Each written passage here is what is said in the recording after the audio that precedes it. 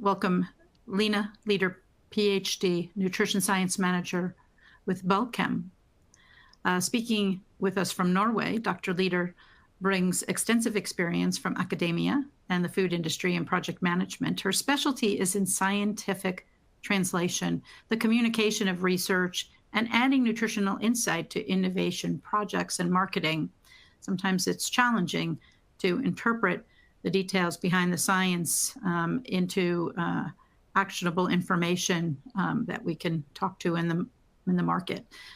So Lena is an expert in that area. She's obtained her Ph.D. in nutrition from the University of Oslo in Norway, and since 2021, she's been a board member of the Norwegian Nutrition Society, and since 2025, she's also served on the board of the Society for Applied Vitamin Research. So without further ado, I'd like to welcome Dr. Lena Leder, and I'll hand it right over, and she'll be speaking to us about K2 Vital. Thank you so much, Fran, for the kind introduction. And I'm very happy to be here today and talk about the role of vitamin K2 in heart health.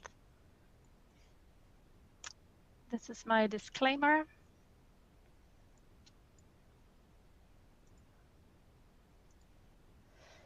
So we need vitamin K to activate different kind of proteins, and vitamin K is a family of fat-soluble vitamins, and they exist naturally in multiple forms. And the most important ones are vitamin K1 and vitamin K2.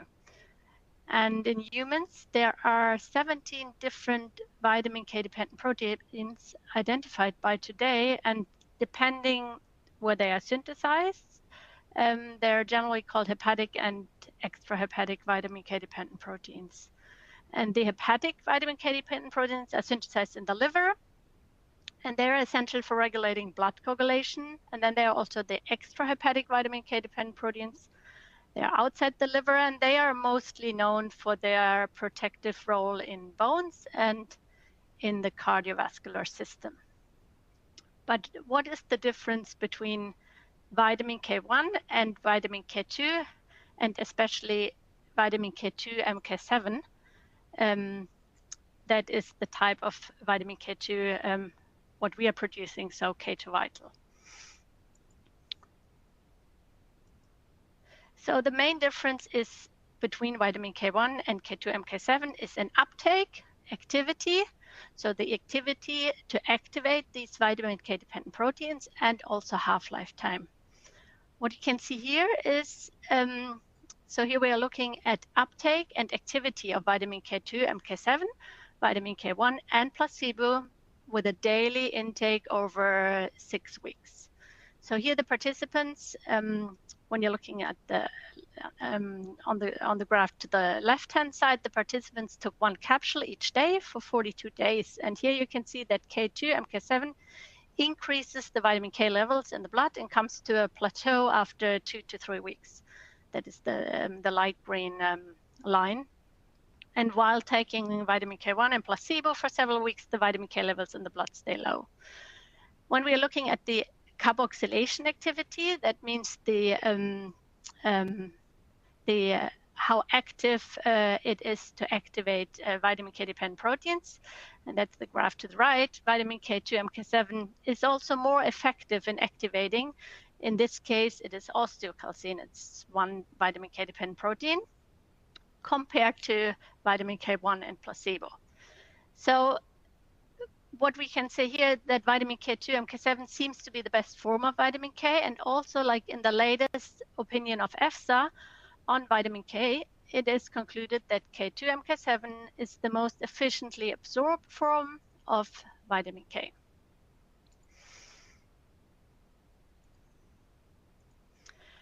This is a comparison study between MK7, so K2, MK7, K1, and placebo, and looking at a different vitamin K-dependent protein, here matrix DLA protein. This is a prospective randomized placebo-controlled trial, was conducted in 120 hemodialysis patients, and they divided the study group, well, there were 3 groups. So it was a vitamin K1 group, a K2 MK7 group, and a placebo group. And what they saw is that the carboxylated MGP, which is the the active form of the vitamin K dependent protein, that was significantly increased in the vitamin K2 group after 3 months. So the K2 group demonstrated like the most significant increase compared to the K1 and placebo group with a 700% change. So here the authors also concluded that K2 supplementation, is effective and tolerable in modulating MGP, so this one type of vitamin K dependent protein, and that MK7 is outperforming vitamin K1.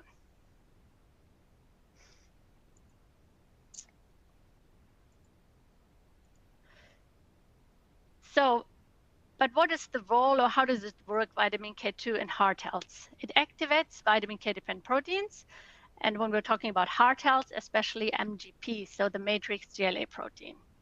The UMGP here in the picture means uncarboxylated, so inactive, and then the CMGP means carboxylated, so the active form of the vitamin K dependent protein. And vitamin K2 acts as a cofactor for an enzyme to activate MGP. And then when MGP is activated, it will contribute to the transport of calcium out of the arterial wall. So vitamin K2 helps prevent calcium from accumulating in the arterial wall, supporting heart health and ensuring that calcium is available where it's needed in the bones.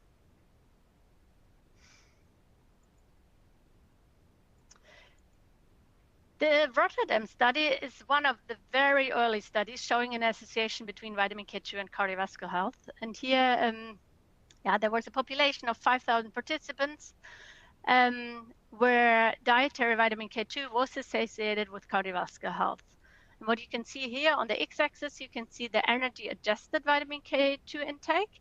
We have the group with under 21 micrograms. This was the lowest intake group that served as a reference group. And then when we are looking at the dark green bars, you can see that the relative risk for the coronary heart disease mortality was reduced in the middle intake group, so between 21 and 32 micrograms, and in the highest intake group compared to the lowest intake group. And also intake of vitamin K2, the intake of vitamin K2 was also inversely related to incidence of coronary heart disease, severe aortic calcification, and also all-cause mortality. And what's also important to mention here is that vitamin K1 intake was not related to any of these outcomes. So these findings really suggest that an adequate intake of vitamin K2 could be important for the prevention of coronary heart disease.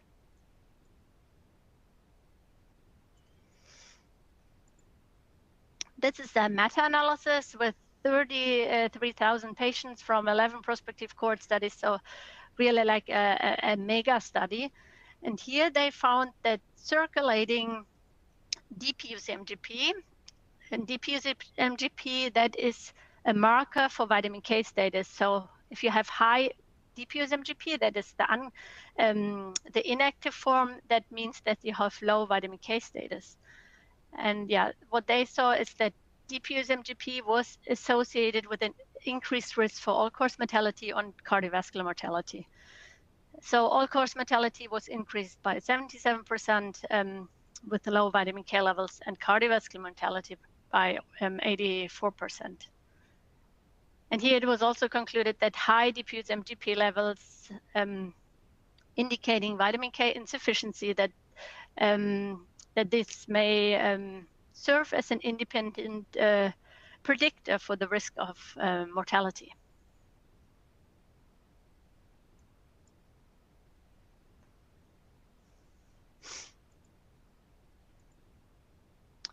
This is the most recent observational study, just published a couple of weeks ago from our collaborators in Denmark. And here they also investigated the association between uncarboxylated MGP, so this inactive form of the vitamin K dependent protein, as a proxy for vitamin K status and cardiovascular risk factors in the general population. And cardiovascular risk factors, as we have heard already, are like hypertension, high arterial stiffness, obesity, diabetes, hyperlipidemia, and also like impaired kidney function. They included almost, just around 4,000 individuals And what they found that is that the lower vitamin K level, that was associated with an increased risk for central obesity, diabetes, hypolipidemia, and also impaired kidney function. But now we're going to hop over to the intervention studies and see what we look on our research with K2 Vital.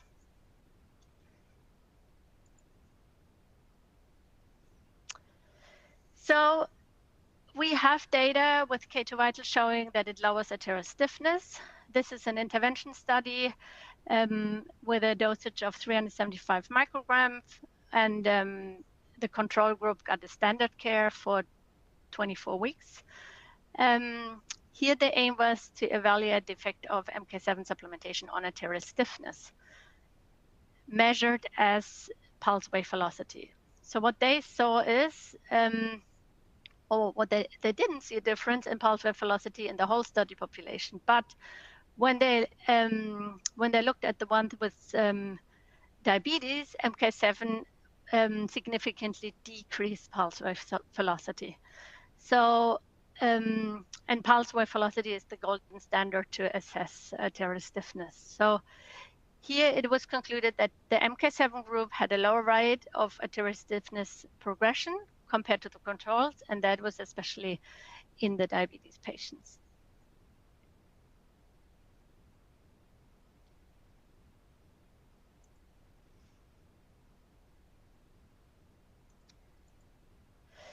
This is the AVADEX study. The AVADEX study, it's a huge intervention study we have done also with our different collaborators in Denmark, in Odense. And they investigated the effect of vitamin K2 and D together on aortic valve calcification. That was the primary endpoint, and secondary endpoint was coronary artery calcification. We didn't see an effect on the primary endpoint on aortic valve calcification, but it was really astonishing that we saw an effect on the progression of coronary artery calcification in a subgroup analysis. And coronary artery calcification is discussed as a risk factor for acute myocardial infarction, cardiovascular mortality. And here we saw, that's the graph to the right, that in the group with a CSC score above 400, we saw a significant slowdown in the progression of coronary artery calcification. And to my knowledge, this is really the first study showing an effect directly on calcification just with the supplementation of vitamin K2 and D3. What they also saw in this study is that K2 and D3 significantly had a significantly lower number of cardiac events, and also that it significantly reduced the risk of acute myocardial infarction. And like I said, this was very surprisingly for us. We saw this with a secondary endpoint, but to confirm these results, we have already a new study ongoing. That's the DENCODE study to confirm these results. And there we're going to have coronary artery calcification as a primary endpoint. And this study, because the AVADEX study only included men, and the DENCODE study will then also include men and women, but we will have the same dosage in the DENCODE study. The study will be finished end of the year, and results are hopefully available next year.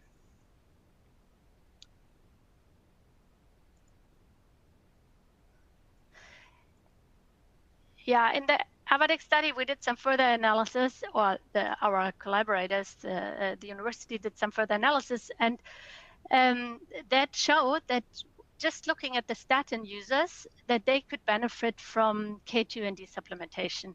And there are many clinical trials, they show that statin reduces the risk of cardiovascular events. And in our study, in the AVADEX study, just looking at the statin users, the change in the coronary artery calcification score after 2 years was significantly lower for the K2 and D group versus placebo. And this is definitely an interesting result, and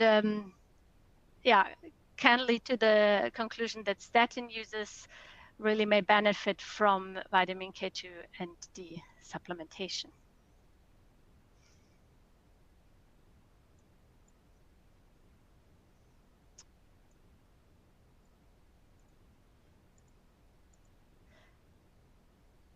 This is an ongoing study, also a huge study on vitamin K2, K2 Vital, and cardiovascular health. I would say it's our most important ongoing study because it's in the general population. We have a large study population, 450 subjects, and it's a long intervention period of 3 years. Primary endpoint also here, coronary artery calcification. So the aim is here also to investigate if supplementation with K2 MK7 in healthy volunteers can help to reduce calcification risk and improve cardiovascular parameters. The trial will also serve as a proof of concept of whether K2 supplementation may serve as a measure for the prevention of vascular calcification. In addition, so primary endpoint, coronary artery calcification, but there are a lot of other endpoints. So we will, of course, also look at arterial stiffness.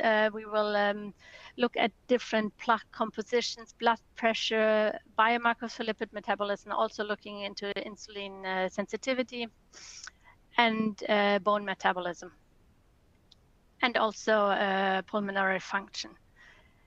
This study is last subject out of the study will be end of next year.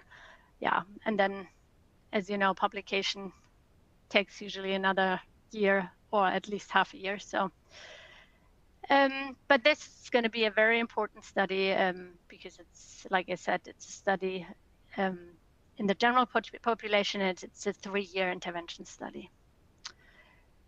With this, I would like to conclude, or I would like to say thank you, and I'm happy to answer questions, and I give the word back to Fran. Thank you. Thank you so much, Lena. And I do have a number of questions to field, actually, for both you and for Juan. I will start with a couple of questions for you, Lena, just as you've just wrapped. Regarding the AVIDIC study, how were subjects chosen for that study? They were chosen, well, they had already some, you mean like if they had already some calcification, they had a certain degree of calcification. They were, well, it was a hospital where the study was running, so they were coming into the hospital, and then, but I'm not sure if they were chosen like from a pre-study, so I have to check that if that's of relevance. Yeah, so in the study, were changes in calcification observed in those that already had calcification? Was there a reduction? Right. So that's what we saw. We saw the change, or that the progression of calcification was slowed down in the ones with a CAC score above 400. That's what we where we saw the change, and also for the intervitamin K study in the general population, it is accepted that they have a certain degree of calcification, and they are still recognized as general population, because otherwise it would take like we would need like a 10-year intervention study to see an effect. Mm-hmm. And what is the optimal dosage, or perhaps what is the dosage used in the study? But I guess those are two different questions. Yeah, so I would say that is the $100 million question. What is the optimal dosage? Mm-hmm. Because I usually say, like, from to activate vitamin K dependent proteins, we see already, like with dosages from 50 micrograms, we see an effect. But when we are looking like more at the at the clinical endpoints like arterial stiffness or like bone mineral density, studies show an effect like from 180 micrograms onwards. For the AVADIC study, we chose 720 micrograms and vitamin D, and that was, our collaborators, they wanted to go in the study as high as possible, what is allowed in Denmark, that it's not a pharmaceutical. So that's why this dosage was chosen. Is vitamin D3 a necessary adjunct for activation in this manner? Or maybe we just look at that and transition just to some of the other benefits that K2 provides also. So actually, can you just talk for a moment about the combination of using D3 with K2 and more specifically about how to think about that from a condition-specific benefit point of view? Yeah, definitely. So we need, so they work synergistically, and that's what we know from studies. So we need vitamin D to absorb calcium from the intestine in the bloodstream, and then vitamin D increases the expression of vitamin K-dependent proteins, such as, for example, osteocalcine, which is important in bone health, and MGP, what I talked a lot about today. And these vitamin K-dependent proteins, they are not carboxylated, so that means they are inactive. And that's where basically vitamin K2 comes in the picture, that K2 is a cofactor for an enzyme which is called gamma-glutamyl-carboxylase, and this enzyme is important for the carboxylation. So they all kind of play into each other. So definitely they are, and we know from there are studies showing that K2 and D3 work synergistically when it comes to bone health and cardiovascular health. Excellent. I'm just to move to an audience question, and we'll move to Juan in a couple of minutes here. One of our audience members asked about evidence of efficacy of MK7 for bone and heart health in studies related to postmenopausal women. And, I think that may be a, large targeted population where there's tremendous need for sure. But the question is that really a primary focus, or is there clear evidence indicating the results are applicable for men also? And maybe you have some references on that. And I guess I would also tie that together with a more generalized question about populations and age and usage also. Right. Yeah. Right. Thank you for the question. So regarding postmenopausal women, they are of course of interest because osteoporosis is like a major concern for postmenopausal women as bone density declines. So, and it is true, studies, they suggest that K2 can help to improve bone density, and especially in this type of population. But I would say vitamin K2 supplements, they can be beneficial like for many people, and it's, especially those looking for support for bone and cardiovascular health. And they are also they are also important for groups with increased needs, for example, such as pregnant women, breastfeeding women, as well as like growing children and adolescents. So vitamin K2 plays really a key role in regulating calcium distribution in the body, promoting bone health, and preventing calcium built up in the arteries. So I would say it's beneficial for for many age groups. And and another point is also like but we talked already about that, when you take vitamin D supplements, and because they work synergistically,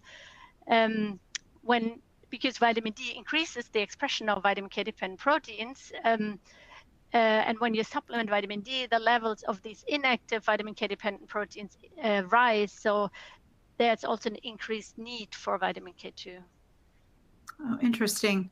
Yeah, and it seems I guess the evidence also is that in the normal lifespan and aging process, bone density can begin decreasing after age 35 in both men and women. Right. So, supporting and maintaining that bone density, obviously with other lifestyle factors, weight bearing, movement, and so on. But it's important to be thinking about this throughout the lifespan, and even for growing children. And I guess I'll kind of wrap this segment right here with just a question of kind of about safety data. Are there any safety considerations that formulators and producers of products need to be considering when designing products for specific populations, or any dosage specific concerns? Well, what I can say is there's no upper intake level, and that's because there are no safety concerns. What we know, and I mean dosages we're talking micrograms with vitamin K2, MK7, so that they are really small. So there are really no safety issues. And like I said, we have done a 2-year study with 720 micrograms K2, and there were no safety concerns in this study. So maybe that's the most important thing to conclude here. Yes, it is. It is a food nutrient, a food-based nutrient. So, we supplement because it's challenging to get enough K2 through the diet. I guess I'll just wrap it with one other question here. Just, are there any known medication interactions that folks should be aware of, or that's just something they should be talking to their medical professional about? Yeah, and that's warfarin. So that's what we because they're both interfering with the vitamin K cycle, and they are both interfering on blood coagulation on in different ways. So that is definitely something where you should talk to your GP. Yeah. Always the word at the end of the day, you need to talk. Any individual that's, we're talking, to formulators and companies here, but, for any individual for intake, you really need to talk with your healthcare professional. Excellent. Well, with that, monitoring our time, and we've come to the end of our presentation today.